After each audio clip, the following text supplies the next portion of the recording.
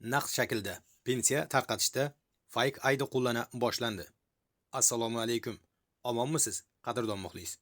Kun.uz xabar berishicha, pensiyani naqd shaklda oluvchilar endilikda biometrik identifikatsiya fake ID dan o'tib, pulni olganini elektron imzosi orqali tasdiqlaydi.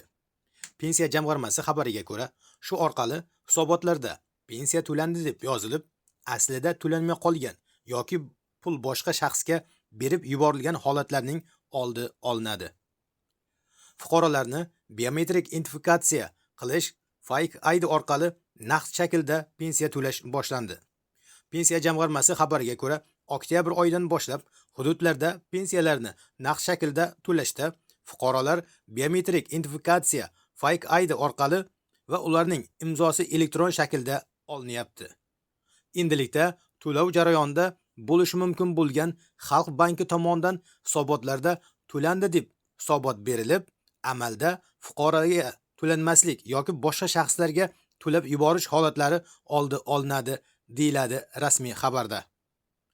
Avvalroq pensiya jamg'armasi ijrochi rahbari Murodbek Otajonov hukumatda pensiya yoshini oshirish rejasi borligini tasdiqlagandi.